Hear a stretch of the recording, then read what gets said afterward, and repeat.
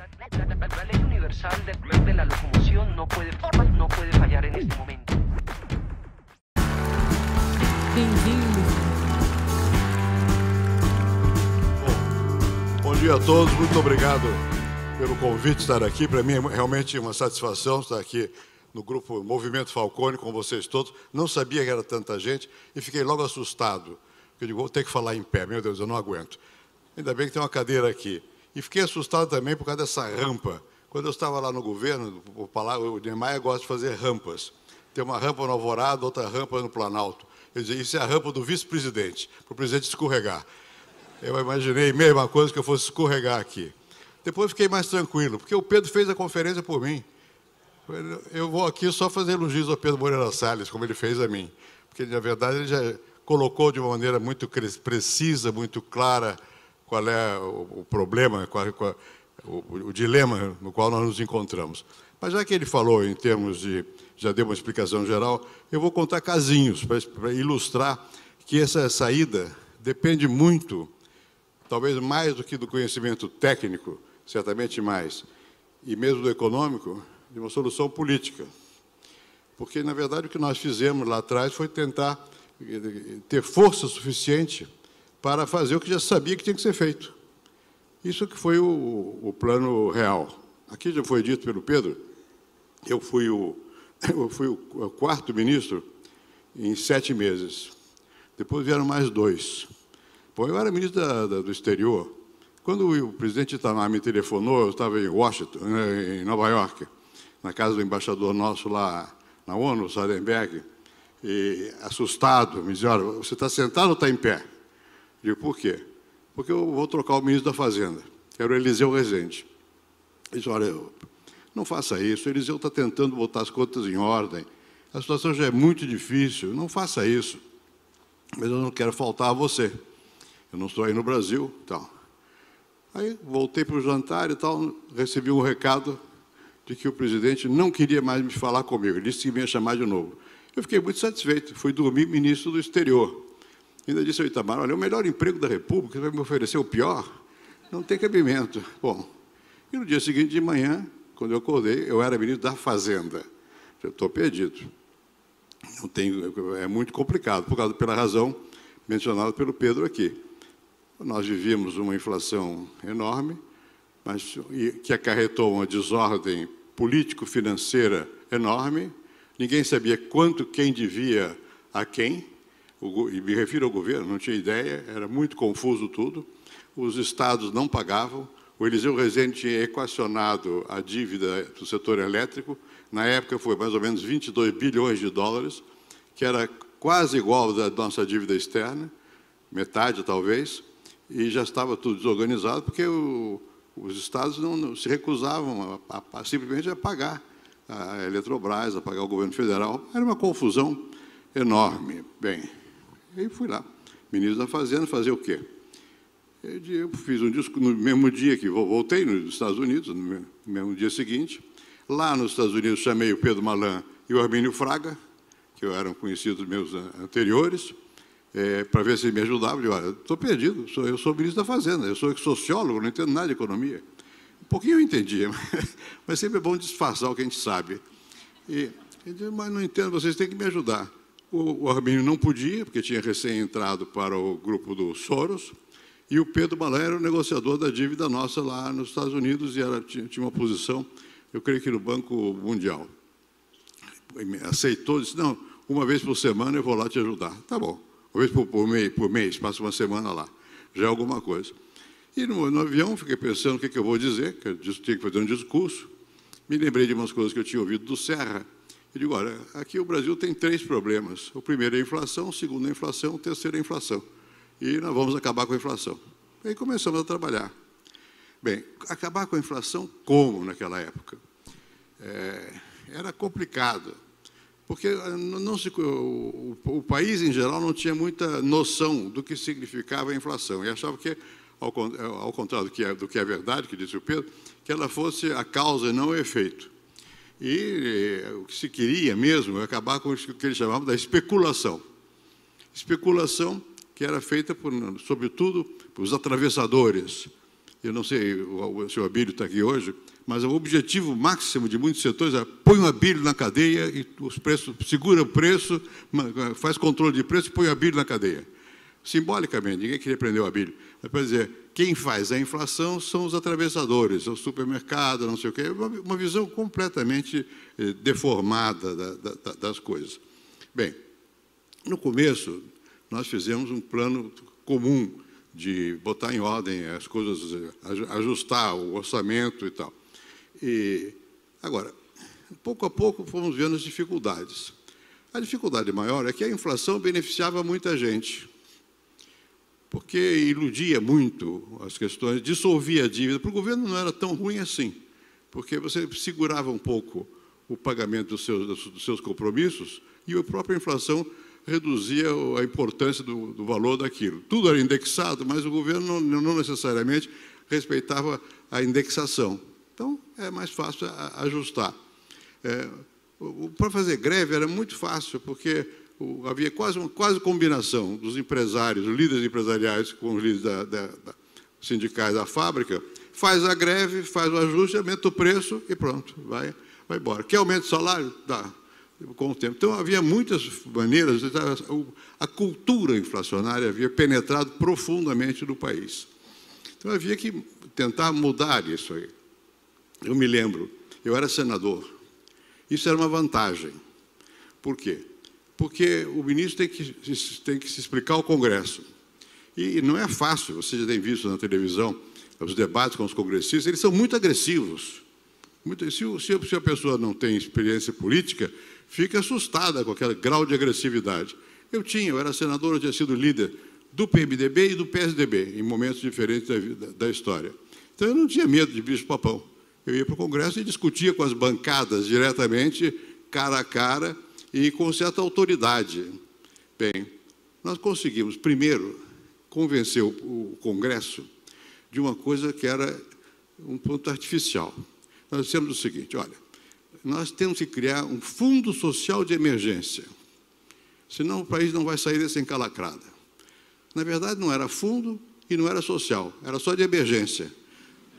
Porque o que nós pedimos foi que o Congresso desse ao Executivo um abono de 20% de todos os gastos de todo o orçamento. Ou seja, 20% do que o Congresso tinha decidido, o governo iria utilizar discricionariamente. Podia fazer que sim ou que não. Não era um fundo e também não era social. O fundo social foi um modo de dizer, mas aquilo foi a luta inicial. E foi uma luta tenaz no Congresso. Eu fui ajudado, sobretudo, pelo Edmar Baixa, que tem, não sei se vocês o conhecem, ele tem um jeitão de senador. Um pouco assim, encanecido, ponderado, não sei o quê.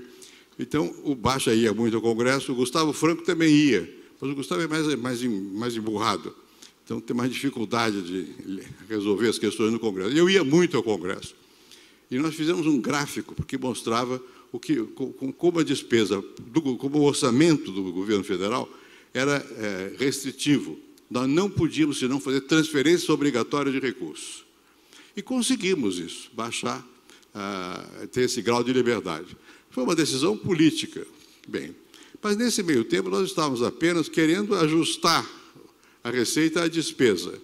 Não tínhamos ainda feito nenhuma manobra mais audaciosa. A manobra mais audaciosa constou de dois momentos. Um truque, que o Pedro Moreira Salles mencionou aqui.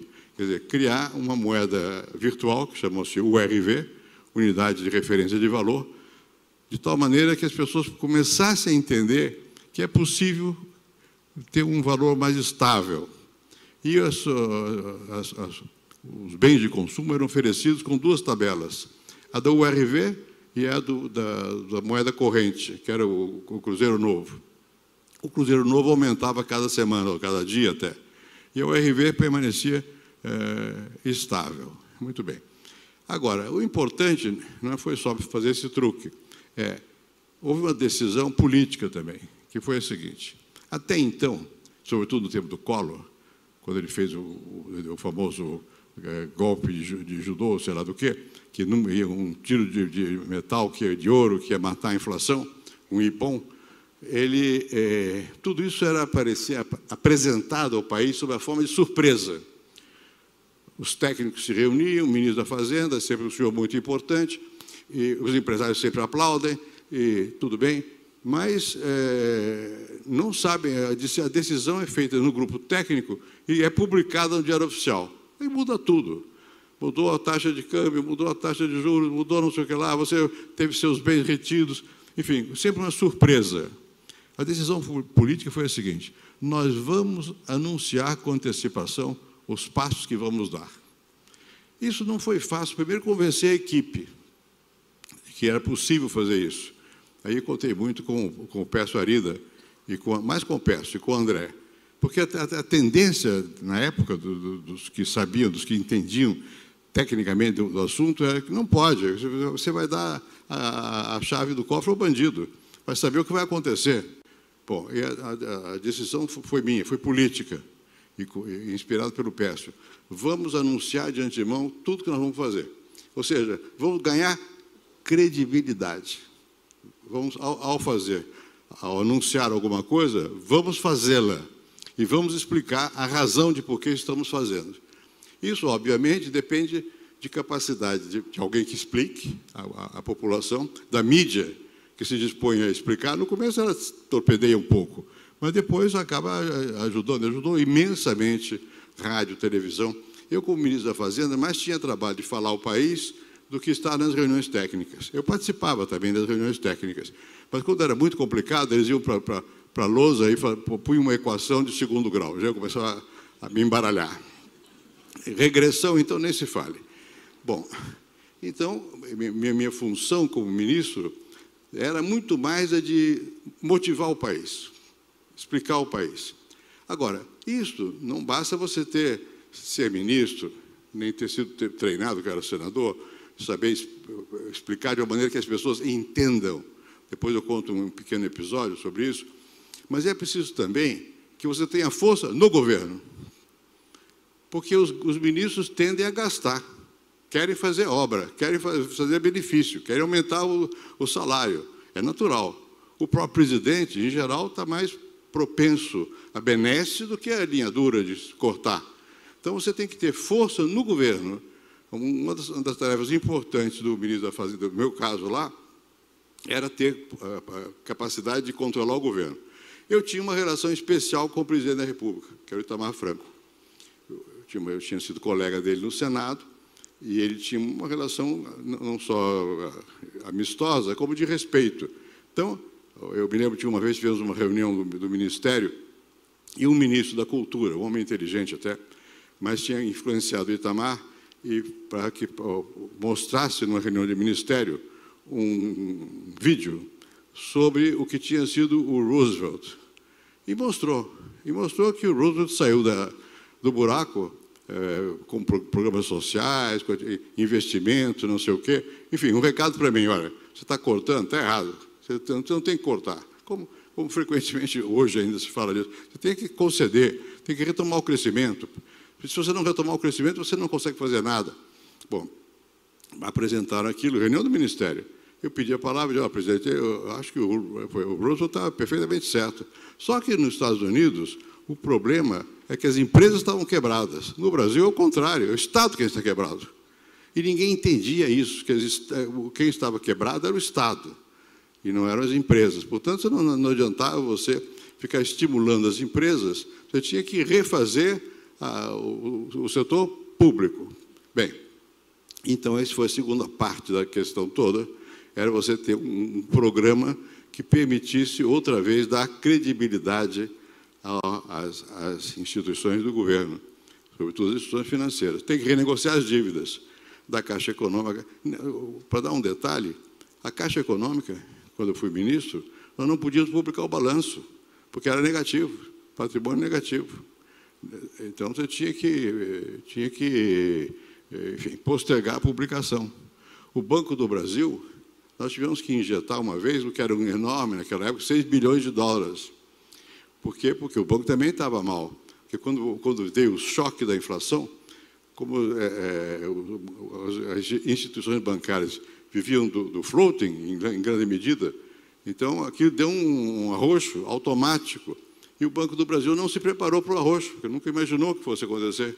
Então, entrou em dificuldade. Quer dizer, esse trabalho de reconstrução das condições para que o Estado tenha solvabilidade é que foi o verdadeiro trabalho de garantir uma possibilidade de uma moeda mais estável. E não foi simplesmente o truque de fazer a URV. Ele veio junto, mas o que foi fundamental foi o que foi feito por trás de tudo isso. E só foi feito porque havia força política para fazer. E como é que houve? Por que houve força política para fazer? Porque o Congresso, que normalmente tende, qualquer Congresso do mundo, a dar benesses, tem muita dificuldade em apertar o cinto, naquele momento, o Congresso estava num processo muito complicado. Chamava-se a Comissão dos Anões do Orçamento. Isso era um processo de corrupção na Comissão do Orçamento e que atingiu muitos parlamentares. E estavam sendo investigados. Havia denúncias, iam para a cadeia, não vai para a cadeia, não sei o quê. O Congresso estava desorganizado. Bom, e o governo, que era o presidente Itamar Franco, que sucedeu ao presidente Collor, e, portanto, não tinha ele voto direto, não é? E fez um governo de união nacional, não era também, os ministros não tinham tanta força. Então, foi possível que um grupo de pessoas tivessem a capacidade de liderar e dizer, dá para fazer agora, porque há desorganização no Congresso e porque o governo não é tão forte, é quando é possível fazer alguma coisa, desde que se tenha rumo, você sabe o que vai fazer. E isso foi sendo feito pouco a pouco assim. Mas no começo era muito difícil. A própria equipe econômica que fez o Real vivia me dizendo, não dá para fazer nada. Não dá porque, para fazer, nós precisamos controlar o Banco do Brasil, o Ministério do Planejamento, a Caixa Econômica. Eu digo, olha, o presidente não sou eu. O presidente é o Itamar Franco. Quer dizer, eu não posso exigir dele, se nós não fizemos nada ainda. Nós estamos só prometendo, nós temos que fazer alguma coisa para depois ganhar força e, pouco a pouco, ir ocupando essas posições que são centrais, realmente, para você ter um controle da situação. E eu dizia, olha, é o contrário. O governo é como uma desordem, eu acho que nós podemos fazer. Mas nós não podemos, de cara, imaginar que nós vamos ter o domínio de tudo. Nós temos que mostrar algum resultado, inclusive político, quer dizer, o povo está de acordo, para que os presidentes se motivem, para que você vá avançando e ganhando mais força. Por que eu conto essa história? Simplesmente para exemplificar o que o Pedro disse.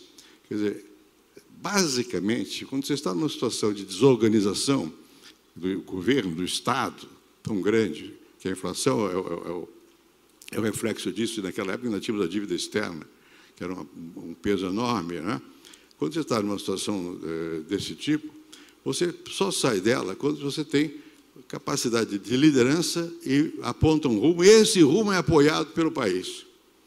Às vezes você é beneficiado por fatores outros. Por exemplo, quando o presidente Lula assumiu, em 2003, em consequência do medo que havia da política que ele poderia implementar por causa do PT, das promessas de campanha, etc., etc., a situação se deteriorou no meu governo, em 2002. Então, quando o presidente Lula assumiu, ele assumiu uma situação difícil, realmente. Ele vive dizendo que era 12% de inflação. Sim, é dele a inflação, não era minha. É do medo de que ele fosse ser presidente. Bom, foi presidente. Bem, mas o que ele fez? O ministro Palocci, como houve uma fase de transição que foi muito importante de um governo para o outro, e eu criei uma regra de transição pela qual o presidente que estava se elegendo podia nomear para trabalhar no governo que estava terminando um certo número de pessoas, na qualidade de ministro, e esse ministro foi o Palocci, deu tempo do pessoal que foi nomeado de absorver quais eram os problemas. Eram 3 meses de preparação. Não é? E o ministro Palocci logo percebeu que tinha que dar sinais fortes de que o governo ia retomar uma linha mais consequente. E aumentou o superávit primário, aumentou fortemente o superávit primário. Já deu um sinal positivo. Mas, além disso, a partir de 2004, veio o boom das commodities, quer dizer, a presença da China, não é, absorvendo muitas commodities, soja e minério de ferro, aumentando o preço. Em toda a América Latina, o problema da dívida externa desapareceu. O excedente comercial foi muito grande, favoravelmente. Então, veio uma ajuda externa que ajudou. Mas se não houvesse também a decisão de rever as mensagens de campanha e entrar numa linha de maior restrição no excesso de gastos, não teria sido possível sair da situação em que tinha sido outra vez criada. Pois bem, uma vez resolvido, no meu tempo ainda, equacionado, resolver nunca se resolve, mas se vai no rumo de controlar a inflação, ter uma certa estabilidade, nós tínhamos que enfrentar o que o Pedro disse e um outro problema a mais. O que o Pedro disse foi o seguinte: uma vez que você sabe que a causa, no caso brasileiro, a causa maior da desordem não era o setor privado, mas era o setor público, você tem que reestruturar o setor público. Então, começamos efetivamente a reestruturar o Estado brasileiro. Levou anos para poder fazer. Isso implica em tudo que já foi mencionado aqui. A Lei de Responsabilidade Fiscal é do ano 2000. O programa de metas de inflação é do ano 1999. Né? E também depois, alguns programas sociais, como as bolsas, foram do ano 2000. Muito frequentemente se diz, no primeiro mandato deu para fazer muita coisa, no segundo nada. Na verdade, não é bem isso. No segundo mandato é que houve a consolidação dessas medidas todas que permitiram realmente que houvesse uma reestruturação do Estado. E as privatizações, que haviam começado antes por imperativo de uma lei, mas que não tinham tido vigor e que o presidente Collor fez de uma maneira muito discutível, aceitando moedas podres, uma coisa meio estranha.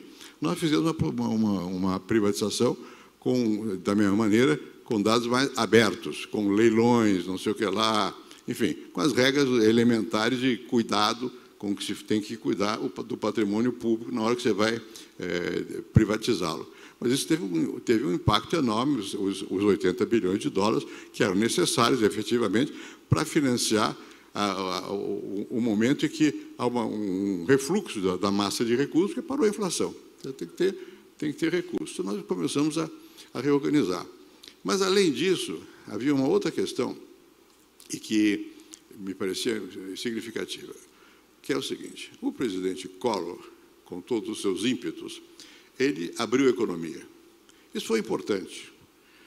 Nós dizíamos na época, eu inclusive, que mas não houve uma negociação, simplesmente abriu a economia, não sei o quê, devíamos ter negociado mais. É possível. Eu não sei se negociando muito seria possível abrir, porque as pressões contra a abertura da economia eram muito grandes. O que é abrir a economia? Baixar a tarifa e permitir um fluxo de comércio maior. Bem, isso, no fundo, era um pré-requisito para que nós entrássemos, nos ajornássemos no que diz respeito à globalização.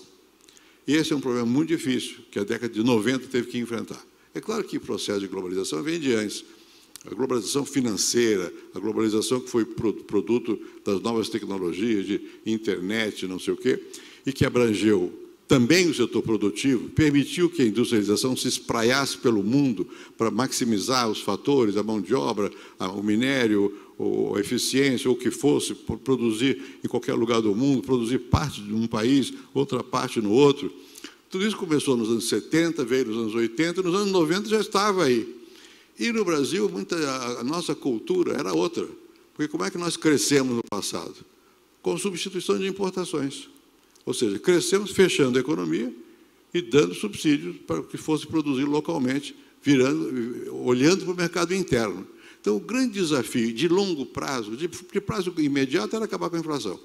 Em seguida, reestruturar o Estado. Mas, de longo prazo, era saber como é que nós íamos nos adequar às novas condições vigentes no mundo de produção e comércio. Como é que enfrentava a globalização. E a globalização, por alguns, foi entendida como sendo apenas um mecanismo para obrigar-nos ao, chamavam de neoliberalismo. Era uma ideologia. Não era uma ideologia, é um modo de organizar a produção nova, por causa de avanços tecnológicos, e você não tem como escapar dela. A China entrou nela, o Vietnã entrou, todo mundo entrou, de alguma maneira foi se ajustando. E nós tínhamos que nos ajustar à questão da globalização. A financeira não foi fácil, abrir a possibilidade de capitais estrangeiros entrarem no setor financeiro e tentar ver se os de cá vão para lá também. A mesma coisa com os vários setores produtivos. E isso precisa ter uma política. E você precisa realmente ter os instrumentos para essa política. O BNDES é um instrumento importante para essa política. O crédito passa a ser muito importante. Você tem que ter desenvolvimento tecnológico e prestar mais atenção à inovação. Esse era o desafio do final do século passado, e que nós, pelo menos eu tinha noção de que era preciso enfrentar esse desafio.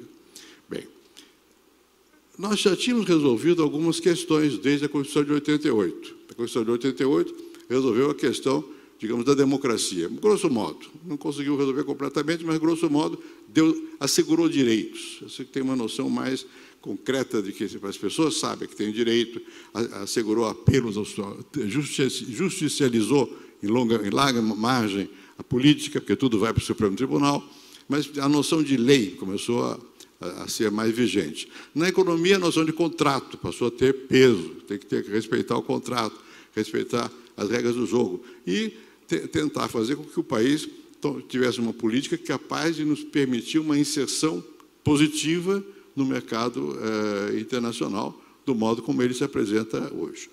Muito bem. Esta questão toda, depois quando mudou o governo, no começo, as coisas continuaram iguais, ou mais ou menos iguais. A partir de certo momento, as pessoas começaram a voltar às ideias antigas.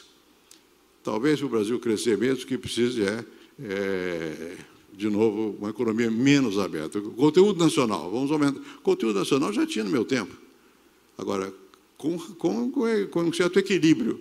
Aqui passou a ser, nós querendo, podemos fazer. Um certo voluntarismo. Nós podemos fazer. Então, vamos forçar. Vamos criar empresas que vão competir no mundo e vamos dar crédito para essas empresas.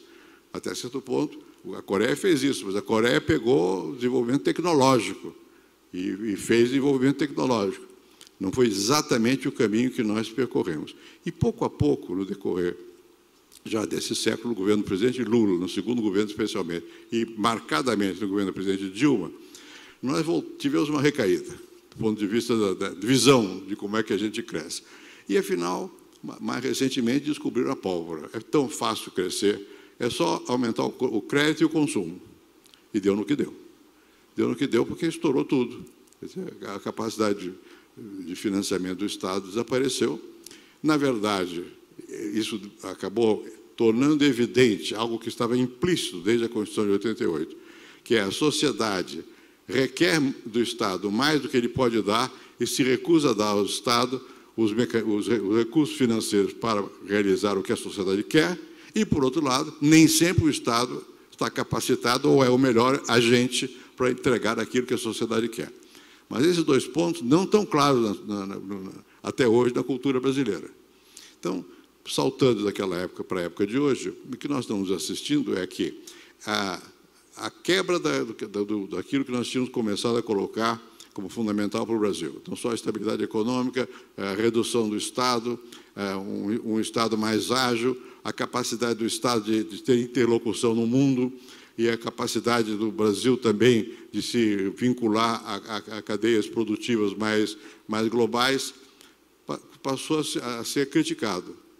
E pareceria ser que, na verdade, o futuro depende de nós termos um Estado mais interferente, que financie tudo, financie o consumo e que olhe para o mercado doméstico mais que para o mercado externo. O presidente Collor teve uma frase que ficou marcada na época, que ele dizia que naquela época nós não produzimos no Brasil carros, automóveis, produzimos carroças. Exagero, mas com certa grande verdade.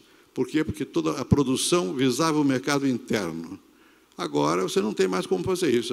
A produção deveria visar ser standard, é a mesma global para todos, você poder exportar. Quer dizer, aquela oposição em exportar e importar, acabou. Você tem que ter uma relação mais fluida entre exportação e importação. Até mesmo muitas multinacionais que vieram para o Brasil, vieram mais com o olhar no Brasil e no Mercosul do que com fazer daqui uma base para exportação global.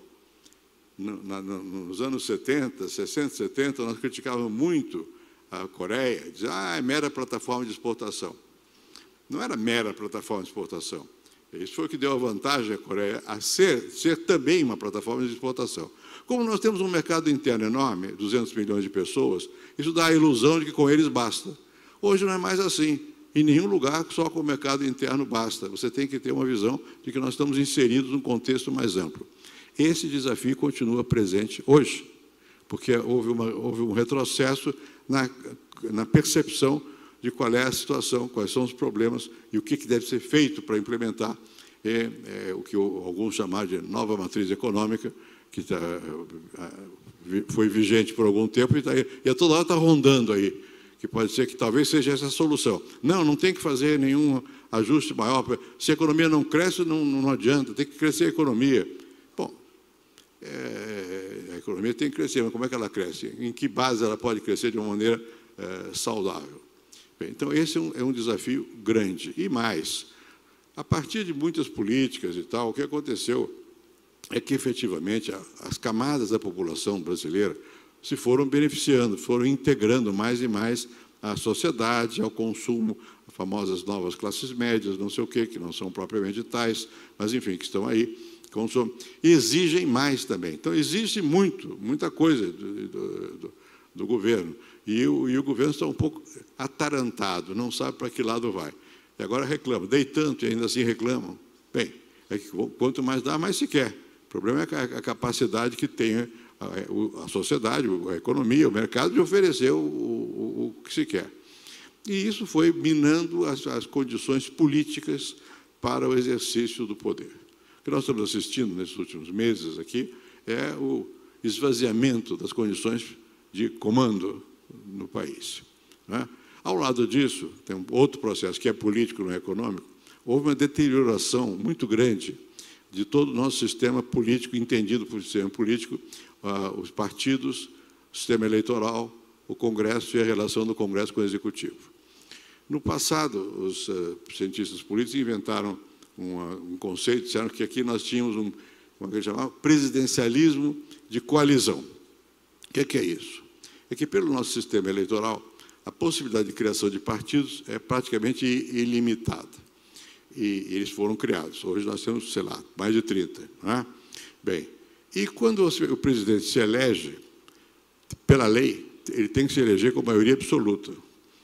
No meu caso, eu ganhei do primeiro turno, com maioria absoluta. Mas mesmo que você não ganhe no primeiro turno, no segundo turno, forçosamente, tem maioria absoluta. Então, dá a impressão que o presidente é todo poderoso. Mas o partido do presidente, no Congresso, não tem mais que 20%. Nunca houve mais que isso. Os dois partidos que foram ao poder foram o PSDB e PT. E o Collor tinha menos ainda, o partido dele. Tem 20% do Congresso. Como é que governa? Tem que fazer aliança. Bom, todos têm que fazer aliança. No meu tempo, a aliança eu tinha um propósito muito nítido. Vamos fazer uma agenda de reformas. E a aliança era para as reformas. Não cumpriam. Era preciso estar o tempo todo forçando, não sei o quê, negociando, forçando. O próprio governo, o próprio presidente empenhado em que as coisas avancem e tal, mas, bem ou mal, você tinha um chamado presidencialismo de coalizão, que dá a ilusão de que o presidente é todo poderoso, até certo ponto é mesmo, é meio imperial, também mas é um pouco também ilusório, porque o sistema é democrático, você tem que passar pelos partidos, tem que passar pelo Congresso, então você tem que ter, além do seu poder pessoal de discriminação, de assinar decretos, medida provisória e tal, tem que ter uma relação com o Congresso. Quando você tem relação com 2 ou 3 partidos, e isso é suficiente para segurar a maioria, você governa. Com o tempo, quando veio o presidente Lula tomou decisões de se apoiar não em 2 ou 3 partidos, mas numa massa de partidos, uma variedade grande de partidos. Isso tem a ver com a noção de hegemonia do PT, que quer ter controle sobre tudo. Não é propriamente, digamos, eu precisava de ter 50% mais, 2/3 do Congresso. 2/3 do Congresso são 308 parlamentares para ter reforma. Não é fácil, mas era para ter reforma. Agora não houve reforma, bastava ter 50% mais um, mas não, por causa da ideia de hegemonia, querendo ter mais, e isso resultou no que eu tenho chamado de um presidencialismo de cooptação. Você coopta para ter o apoio, e a cooptação é feita não em função de uma agenda, é feita em função de interesses, grandiosos ou pequenininhos. Os que deram no mensalão, no petrolão, nessas coisas todas. Então, nós tivemos o nosso sistema político partidário está esgarçado. Qualquer um que assuma o governo hoje vai ter o mesmo problema que tem a presidente Dilma. Como é que eu me relaciono com o Congresso? Uns vão se relacionar melhor, pessoalmente, outros pior, mas, na essência, o fato de que nós temos uma proliferação de partidos muito grande, que você não tem maioria, o presidente que se elege não elege a maioria do Congresso, permanece.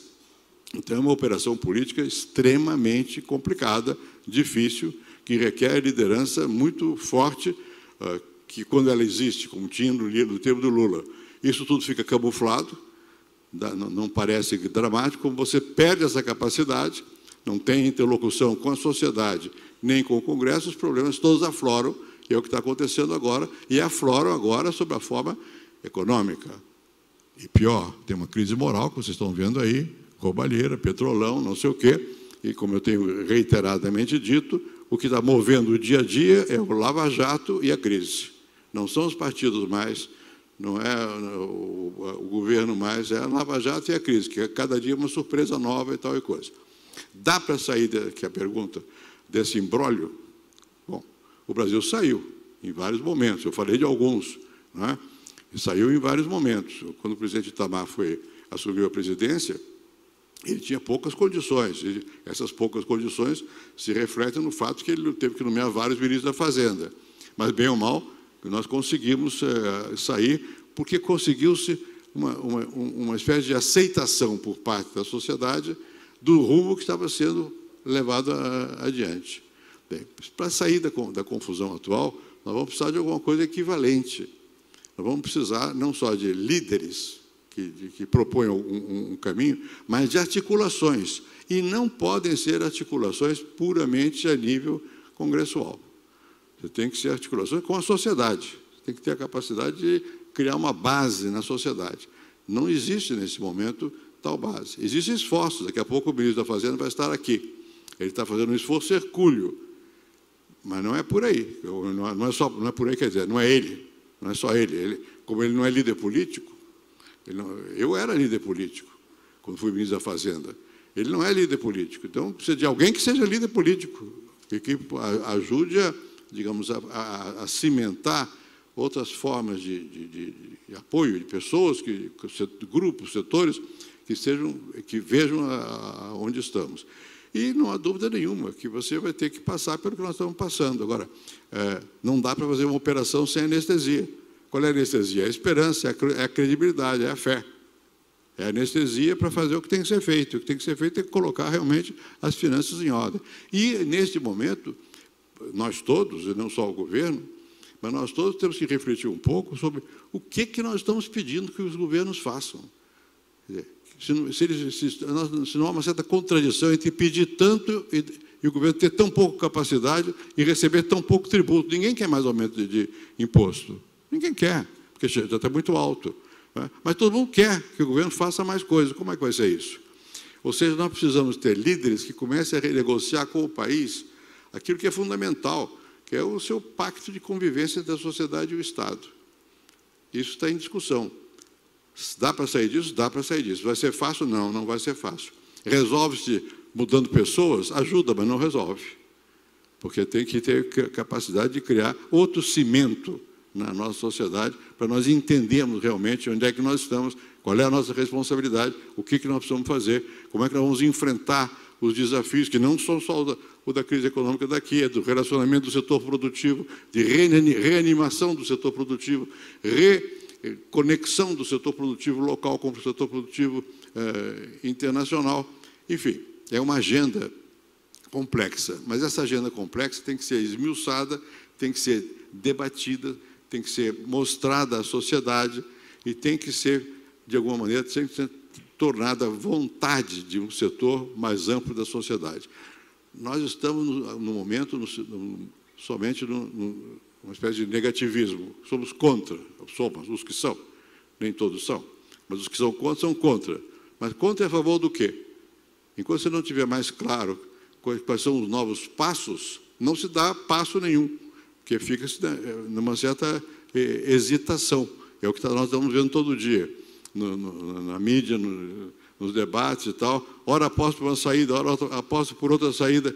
Mas todas as pessoas, as mais conscientes e as que têm mais responsabilidade, não só empresarial, mas também social, ficam dizendo, bom, mas e depois? O que eu faço depois? Qual é o programa que em seguida? Não é só quem é qual é o programa que alguém vai encarnar. Eu sei que, em dado momento, para usar uma expressão que era cara ao Marco Marcial, tem que fulanizar. Quem? Eu sei. Mas essa fulanização é quase que subconscientemente encarnando que esse quem vai representar ações, passos, tem um caminho.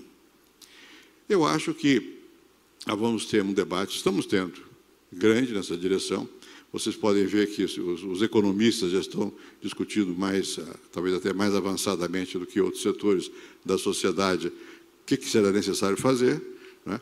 Mas vai ser necessário discutir mais profundamente como é que se resolve as demandas sociais que estão aí e que não são compatíveis, muitas vezes, com os recursos de que nós dispomos, e como é que se resolve esse imbróglio político sem que não se pode, nem no futuro, avançar. Quer dizer, eu acho que a Câmara está perdendo uma oportunidade agora de fazer umas reformas no sistema político-eleitoral e partidário que é necessária. E eu não penso, quando eu penso em reforma, eu tive muita experiência de tentar fazer reformas. Não adianta pensar que vai resolver tudo com uma reforma. E você tem que ver os tipping points. Qual é o ponto que você mudando tem efeitos ao longo do tempo e muda outros. No caso da reforma política, tem 3 ou 4 pontos relativamente simples que terão efeitos no tempo. É claro que eu, pessoalmente, eu preferiria um voto distrital misto, eu preferiria o parlamentarismo, eu preferiria uma porção de coisas. Não adianta preferir. O que dá para fazer? Dá para você fazer algumas reformas. Está chegando aí, Sua Excelência, o ministro da Fazenda, que não ouviu quão mal falei dele. Mas não é verdadeiro, viu? Mas alguns pontos que são essenciais de serem feitos, que todo mundo sabe quais são, que dá para tentar fazer. Infelizmente, o Congresso está perdendo essa oportunidade. Definir de uma forma mais clara a questão das alianças eleitorais, proporcionais, colocar uma lei de barreira para evitar a multiplicação de ministérios. A multiplicação de ministérios é consequência da multiplicação de partidos no Congresso. Então, você tem que mexer nessas questões. Isso já se começa a saber o que vai fazer. A nova situação política que se criar vai ter que enfrentar essas questões. Porque, se não enfrentar essas questões, vai tudo recair no braço do setor técnico. E o setor técnico não tem condição de dar esse salto, porque isso não é uma questão meramente técnica, é uma questão política. Termino dizendo o seguinte: vocês do Falcone têm muita experiência prática de lidar até com resultados. Eu sei porque lá no Centro Ruth Cardoso tem um programa Juntos que trabalha muito com o grupo do Falcone, né? E vocês sabem, na prática, que é assim mesmo. Quer dizer, não adianta ter a meta, você tem que estar no dia a dia, você tem que motivar, tem que convencer, tem que ir caminhar junto. Convencer quer dizer vencer junto, convencer, etimologicamente. O Brasil está precisando de uma liderança que convença, ou seja, que proponha alguma coisa e que realmente seja capaz de, juntos, avançarmos. Eu não sou pessimista nesse aspecto. Nós passamos por crises muito difíceis, saímos das crises muito difíceis, o nosso potencial como país continua aí. O fato de que temos esse mercado enorme, essa população de 204 milhões de pessoas, tem a limitação de nos dar a ilusão de que isso resolve, mas tem a vantagem de que isso é positivo. Nós já temos integrado no nosso sistema nacional um grau de conhecimento técnico, de conhecimento científico suficiente e administrativo suficiente para avançar. Houve um momento em que os melhores talentos foram para o mercado e a política se esvaziou.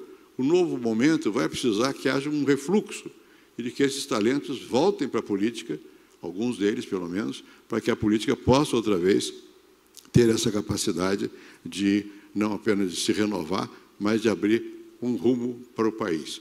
Mas eu creio que basta olhar tanta gente jovem aqui, quase 1000 pessoas, ouvindo um pobre velho que o que fez foi no passado e ainda prestando alguma atenção para ver que o país tem futuro, não porque está me ouvindo, mas porque tem jovem e tem gente com vontade de mexer as coisas. Muito obrigado. La ley universal de la locomoción no puede